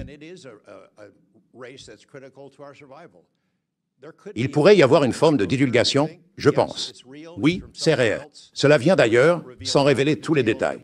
Cela permettrait à quelqu'un d'autre d'avoir un avantage dans la course à cette technologie. Merci. Notre première question s'adresse à M. Knapp. Comment savons-nous que les fichiers que vous avez obtenus de l'ancien gouvernement soviétique ne sont pas des conneries et qui vous ont été donnés dans le cadre d'une campagne de désinformation contre les États-Unis? C'est une bonne question. J'en ai donc partagé quelques-unes avec la commission du renseignement du Sénat à mon retour, parce que cela a été demandé par les Russes, qui ont partagé certaines de ces informations avec moi. Deuxièmement, j'ai remis tout ce matériel à la DIA via BASS, le programme OSAP. Désolé pour les acronymes. Pouvez-vous? Donnez des noms rapidement. Je les ai donnés à Robert Bigelow et à Jim Lukatsky. Et ils ont engagé toute une équipe pour les examiner, les retraduire et les analyser.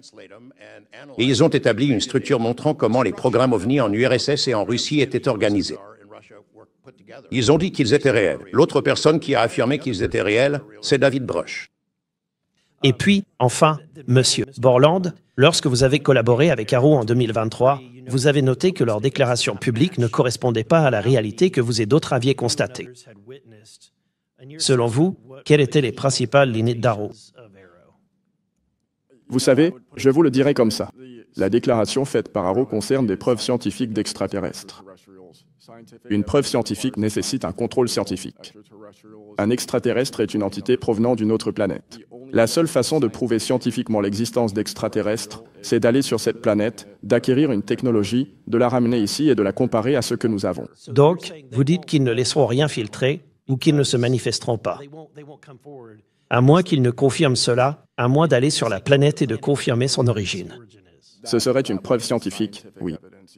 Et par cette déclaration, Haro n'a trouvé aucune preuve scientifique d'extraterrestre. C'est... En gros, je ne veux pas rappeler ça une opération psychologique, mais plutôt une déformation, parce que nous avons des choses.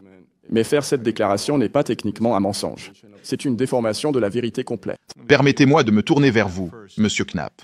Vous avez interviewé de nombreux lanceurs d'alerte sur les PAN au fil du temps. Comment vérifiez-vous leurs affirmations avant de décider qu'elles sont suffisamment crédibles pour en parler? C'est une combinaison de plusieurs facteurs. D'abord, vous vérifiez leurs références. Ont-ils vraiment servi là où ils l'ont dit? Et ont-ils travaillé là où ils l'ont affirmé? Y a-t-il d'autres témoins?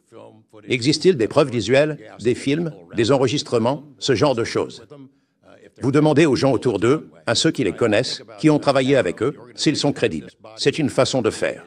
Vous savez, je pense à Haro, l'organisation que cet organisme a créée pour traiter avec les témoins et les lanceurs d'alerte. J'espère que je ne prends pas trop de votre temps, mais ils ont invité des personnes à se manifester, des membres des forces armées qui avaient vu des choses et vécu des expériences. Et je peux vous dire ceci, les personnes à qui j'ai parlé et qui sont passées par là sont profondément déçues. Il y avait un gars nommé Bob Jacobs, qui était lieutenant rattaché à Vandenberg en 1964. Son unité enregistrait les essais de missiles. Il les enregistrait tous. Lors d'un de ces essais en particulier, un ovni est apparu de nulle part, a tiré ce qui ressemblait à un rayon laser sur ce qui aurait été une ogive factice, une arme nucléaire, et l'a désactivé.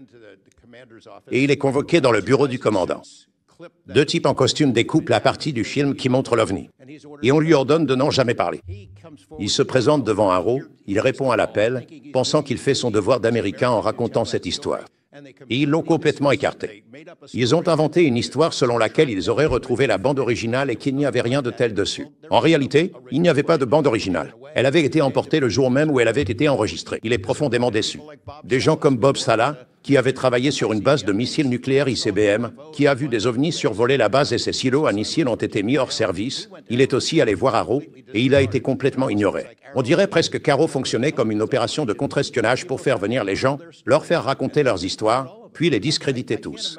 Je ne peux pas imaginer qu'un lanceur d'alerte ou un témoin puisse à nouveau s'adresser à Haro à cause de ce qui s'est passé. Sous la direction du premier directeur, aujourd'hui disparu, mais qui semble toujours agir comme porte-parole de cette organisation. Et je dirais, Madame la Présidente, peut-être qu'à un moment donné, nous devons vraiment creuser profondément dans Haro, et je voudrais nous encourager. Or, Je serais heureux d'envoyer peut-être une assignation à comparaître à Anne. Qui, Patrick, là?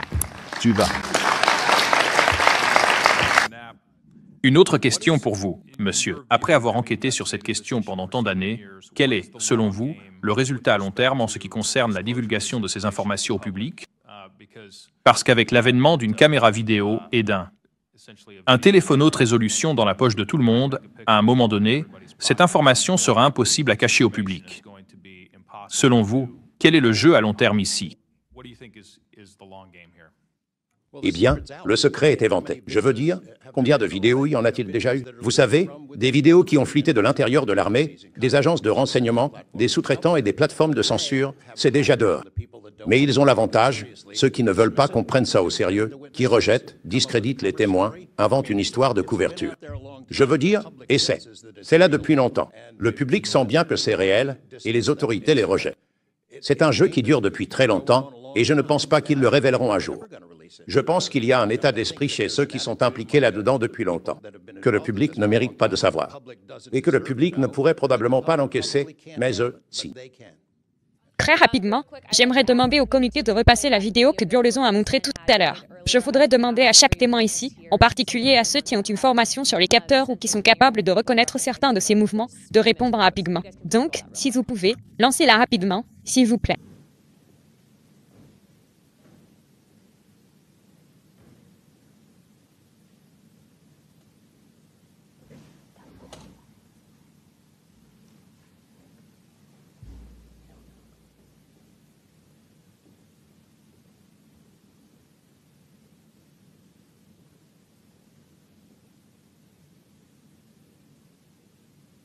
D'accord. Pendant que ça tourne encore, monsieur Nisateli, des réponses rapides par oui ou non. Êtes-vous au courant de quelque chose dans l'arsenal du gouvernement des États-Unis qui puisse fendre un missile à fuir de cette façon? Non. Et faire cette espèce de truc informe, puis continuer sa route? Rien? Rien. Très bien. Et vous, chef Wiggins? Rien à ma connaissance, madame. D'accord. Et vous, monsieur Burnham? Je préfère répondre à cela dans une salle sécurisée. D'accord. Est-ce que cette vidéo vous fait peur? Oui, Oui. Wiggins? Oui. What? J'ai eu une réaction différente. J'étais vraiment content que ça soit sorti. Merci de nous l'avoir fourni. La curiosité appelle-le. Cher, très bien. Monsieur Burnham? Oui pour. D'accord. Très bien. C'est la fin de mon interrogatoire. Chef, j'étais sur un bateau pendant un petit moment. J'ai été matelot artilleur sur l'USS Gettysburg pendant quelques années. La question pour vous est la suivante. Quand vous avez vu, vous avez eu votre rencontre et vous l'avez vu à l'écran. Vous étiez dans le CIC, c'est bien ça? C'était exact. Sur un navire LCS. Mais CIC se trouve sur la passerelle. Donc, rappel ici, c'est 1. Mais oui, c'est pareil. Est-ce que plusieurs autres personnes du CIC sont venues voir ce que vous regardiez? Oui, on l'a tout fait. L'officier d'action tactique, moi-même, le RCO et 2 autres personnes qui étaient de quart. Nous étions tous dans le même espace, donc nous regardions tous l'écran saphir en même temps. Parce que dans les autres cas avec les témoins, vous l'avez vu tout seul, c'est bien ça? Monsieur Portland, vous l'avez vu tout seul? Pour moi, oui. Monsieur Nusateli, vous avez vu ça tout seul? Non, il y avait plusieurs témoins à chaque fois à Vandenberg. D'accord. Combien de temps a duré cette rencontre, chef? Donc, la rencontre elle-même, du moment où je l'ai repérée sur mon radar jusqu'au moment où la vidéo se termine, ça a probablement duré environ 5 à 7 minutes. À quelle vitesse se déplaçait l'objet? Quand j'ai vu pour la première fois, depuis l'aile bâbord de la passerelle, l'objet sortir de l'eau, ce que je pensais au départ n'être qu'une lumière sur l'eau, quelque chose à l'horizon, puis émerger et s'élever dans les airs, là j'ai compris. C'était un contact aérien, mais en tant que contrôleur aérien moi-même, j'ai commencé à réfléchir et à passer en revue, un peu comme ma checklist mentale. Est-ce que ça pourrait être un hélico? Mais il n'y avait pas de lumière clignotante. C'est là que j'ai compris que c'était quelque chose que je n'avais jamais vu auparavant. Donc la vitesse en elle-même, juste pour passer de l'horizon à environ 3000 ou 4000 pieds dans les airs, c'était très lent, ça montait doucement, et puis ça a accéléré. Je ne suis pas un expert pour estimer la vitesse exacte d'un appareil juste à l'œil nu, mais je dirais probablement Mach 1, 2. Mach instantanément pour rejoindre le reste de la formation. Je n'ai pas remarqué visuellement, à l'œil nu, les 3 autres objets avant de retourner à mon radar et d'utiliser aussi Saphir pour voir qu'en fait, il y en avait bien 4 au total. Et puis encore une fois, quand ils sont tous partis après un certain temps, c'était quasiment instantané. Donc, vous l'avez repéré d'abord visuellement, chef, puis vous êtes retourné à votre radar, ou bien vous l'avez d'abord repéré au radar? Radar d'abord, parce que c'était mon poste de veille. Et ensuite, vous êtes sorti sur l'aile bâbord de la passerelle, c'est bien ça? C'est ça, pour vérifier ce que j'avais vu sur mon radar. À quelle distance était-il, chef, quand vous avez pu le voir à l'œil nu? Je dirais environ 7000 nautiques, 7 à 8000 nautiques d'arcée du navire. Merci. Chef Wiggins, vous avez dit qu'il émergeait de l'océan. Est-ce vrai? Oui, monsieur. Et avant cela, c'était un objet brillant sous l'eau? Je ne pouvais pas dire cette partie parce que c'était la nuit, vers 1915, et c'était aussi à distance. Donc, il est très difficile de faire la différence entre quelque chose à l'horizon et quelque chose qui émerge de l'eau. Mais mes impressions personnelles après l'avoir vu, ce que j'ai vu, c'est que ça venait effectivement de l'eau, mais je n'ai pas de preuve visuelle montrant précisément que ça venait bien de l'eau. Mais encore une fois, j'ai dû passer par un processus d'élimination et essayer de comprendre, est-ce que c'était un navire à l'horizon? Montrant ces lumières la nuit, mais le voir émerger m'a fait me demander, d'accord, d'où cela venait-il? Si ça vole et que ce n'est pas un drone ou quelque chose du genre, quelle était son origine? Monsieur Knapp, dans votre témoignage et dans ce document, vous détaillez un événement qui s'est produit en Russie où leurs missiles nucléaires ont été activés et nous avons frôlé une troisième guerre mondiale à ce moment-là, ce qui est stupéfiant à entendre. Il est également bon de savoir que, alors que nous avons aussi enquêté sur les dossiers JFK, nous apprenons qu'il existait un document qui a été échangé entre la Russie. Il y avait un accord entre la Russie et les États-Unis selon lequel, s'ils voyaient des objets non identifiés au-dessus de sites sensibles, ils se les signaleraient mutuellement. Connaissez-vous ce document? Oui, je connais aussi la rhétorique publique entre le président Reagan et Gorbatchev à l'époque, où ils échangeaient des déclarations du genre « N'est-ce pas incroyable de penser que, si nous étions menacés par quelque chose venant de très loin, nous pourrions collaborer ?» Je sais avec certitude qu'ils en ont parlé, et je sais que nous l'avons fait aussi. Parvenir à un accord pour essayer de réduire la possibilité que les États-Unis détectent un ovni ou un groupe d'ovnis et ne les confondent pas avec une salve de missiles russes. Il y a eu des échanges de ce genre dans les deux sens. Oui, et j'imagine bien que, pour moi, la validité de ce document est renforcée par le fait que la Russie ne voudrait pas que cela soit connu. Il ne voudrait absolument pas que le public sache, ni que les États-Unis sachent, qu'il y avait une vulnérabilité dans leur système de missiles. Vous êtes d'accord?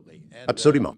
Et, vous savez, nous avons eu de nombreux incidents similaires dans nos propres installations d'armes nucléaires ici, qui ont tous été plus ou moins étouffés. Mais c'est quand même assez effrayant de mettre hors service 10 silos un missile en période de tension. Et vous n'avez pas de meilleure explication que celle d'un test spécial des mécanismes de sécurité ou l'utilisation d'en, ce qui est une explication absurde. À ce stade, je pense qu'il est clair, d'après l'audition, qu'il y a des technologies avancées qui opèrent dans notre espace aérien. La question est, et je l'ai posée lors d'une précédente audition, est-ce que c'est à nous, est-ce que c'est à eux, ou est-ce que ça vient d'ailleurs? Il n'y a peut-être pas de solution miracle pour l'instant. Mais si l'on revient sur l'audition et les preuves qui ont été présentées, si vous deviez indiquer au peuple américain une seule preuve pour commencer leur propre enquête sur ce sujet, que leur conseilleriez-vous, monsieur?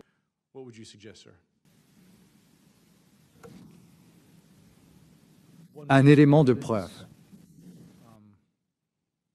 Je commencerai par cette audience lors de la première audience. Il n'y a aucune preuve. Mais y a-t-il une preuve spécifique, une vidéo ou un document, qui selon vous donne une crédibilité extrême à ce dont nous discutons aujourd'hui? Je dirais que cette nouvelle vidéo que nous voyons aujourd'hui est une preuve exceptionnelle que nous sommes face à quelque chose. Avec le cinétique? Oui.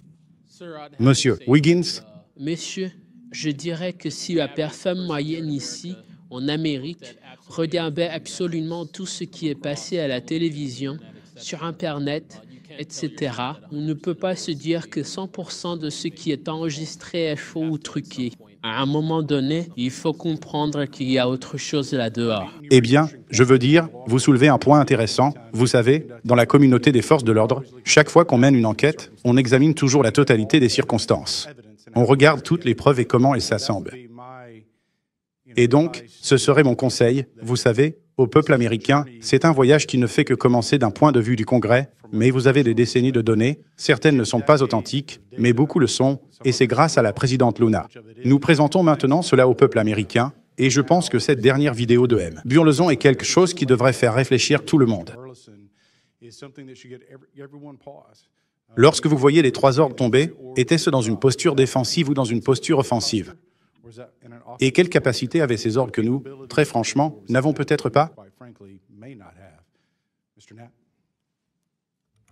Comme je l'ai mentionné au début de mon discours, ce qui m'a accroché dans cette histoire, c'est la trace écrite, ces documents qui ne devraient pas exister. On nous répète depuis des décennies, à maintes reprises, que ce n'est pas vrai. Ce n'est pas une menace. Vous pouvez vaquer à vos occupations. Et puis, quand la loi sur la liberté d'information, FOIA, entre en vigueur, des milliers de pages qui disent le contraire fuient. Il y a un mémo du général Nathan Twining en 1947, à une époque où le pays était survolé par des dizaines, voire des centaines d'ovnis, dans lequel il disait « Écoutez, ce n'est ni visionnaire ni fictif.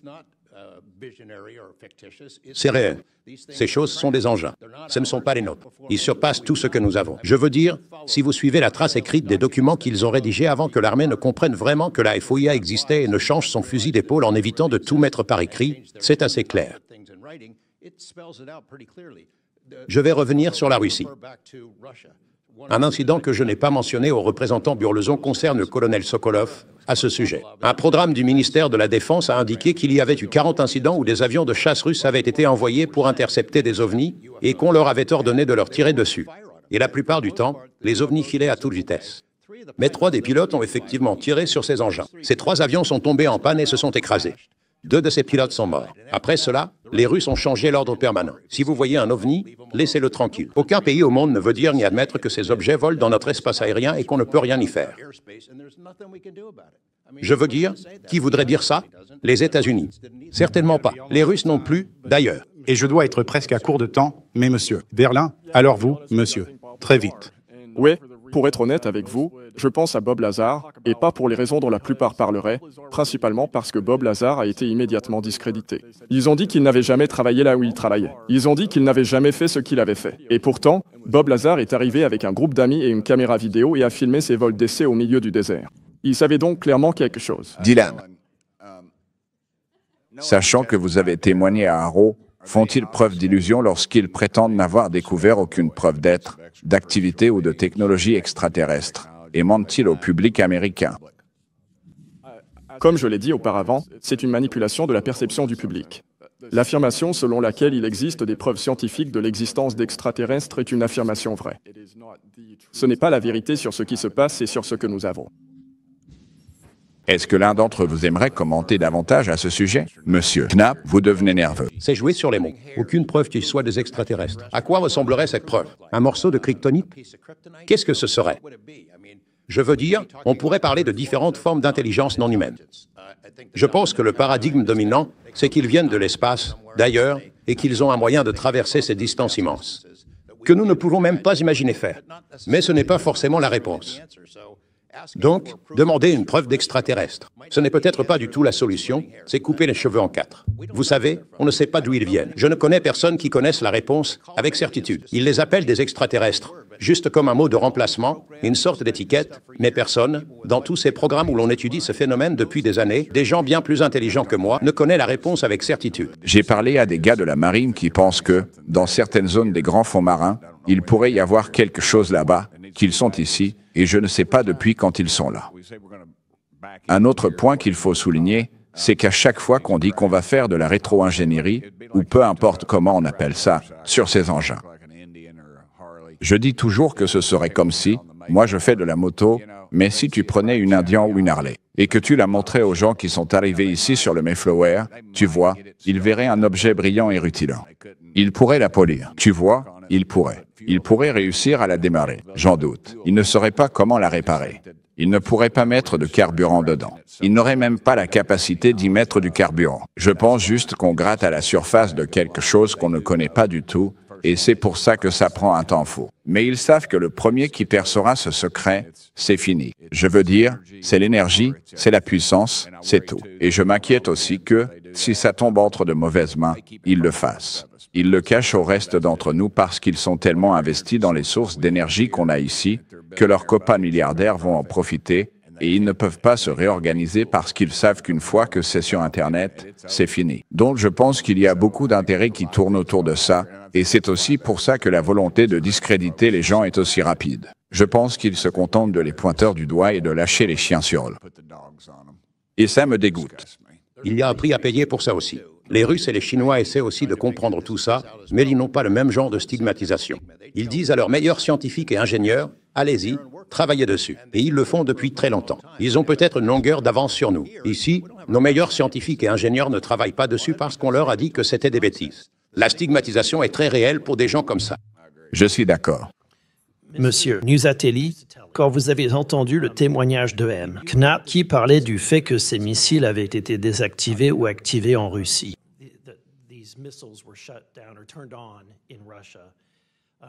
Est-ce que ça ne vous rappelle pas, quand vous entendez ces histoires, l'événement qui s'est produit sur votre base? Absolument. Il existe de très nombreux témoignages d'incursions de ce type. Je crois que dans les années 60, nous avons eu une incursion similaire en Nouvelle-Angleterre. Et la même chose s'est produite. Il y avait ces objets qui survolaient la base à basse altitude, à 60 mètres au-dessus de la base, La police de sécurité était là, ils faisaient décoller des chasseurs, puis les objets s'envolaient tout simplement, et ça a duré des semaines. Donc, les archives historiques montrent qu'il y a un schéma. Nos installations sont visitées par ces engins. Ils arrivent, font ce qu'ils ont à faire, puis repartent, et nous ne savons pas comment réagir. Nous ne savons pas comment protéger l'installation, c'est pour ça que nous sommes ici. Quand vous avez entendu parler pour la première fois et que vous deviez faire des rapports sur ces incidents qui étaient observés par d'autres personnes, est-ce que vous les croyez? Est-ce que vous-même pensiez que c'était vrai avant de le voir de vos propres yeux? Ce sont des personnes avec qui j'ai travaillé pendant des années, avec qui j'ai été déployé. J'ai assisté à certains de leurs mariages. Ce sont des gens avec qui je travaille tous les jours de ma vie. En général, quand ces événements se produisaient, nous étions tous ensemble. Il y avait 40, 60, parfois 100 personnes de service pendant ces rencontres. Vraiment? Oui, tout le monde voyait ça en même temps. Oui, ces rencontres se déroulaient pendant que nous étions de service. Et nous réagissions et enquêtions en temps réel au fur et à mesure qu'ils se produisaient. Et comme vous l'avez dit, l'importance de votre opération était très importante. Parce qu'ils ont dit que c'était la recherche la plus importante depuis 25 ans, la recherche que vous meniez. Pour ce lancement particulier, nous en avions 500. 500 policiers de l'armée de l'air surveillent le lancement. 500 personnes. C'est quasi critique. Ouais. Mais si cette chose était apparue, nous n'aurions rien pu faire pour l'empêcher d'apparaître. Très rapidement, pouvez-vous redécrire la taille et dire si vous avez entendu quelque chose ou non? C'était quelle taille, à peu près? Les deux objets carrés étaient au moins aussi grands qu'un terrain de football. Lors de la deuxième rencontre, ils pensent que c'était bien plus grand qu'un terrain de football. On parle des bâtiments volants construits. L'objet que j'ai vu faisait environ 10 mètres de diamètre. Et pour confirmer, vous n'êtes pas la seule personne à avoir vu cela? C'est exact. Je crois qu'on m'a aussi dit qu'il y avait eu des signalements à ce sujet dans un rapport de police de la région. Pouvez-vous le confirmer? Oui, c'est la documentation que j'ai conservée depuis l'événement d'origine et que j'ai transmise à Arrow et au FBI. Bright light in the night.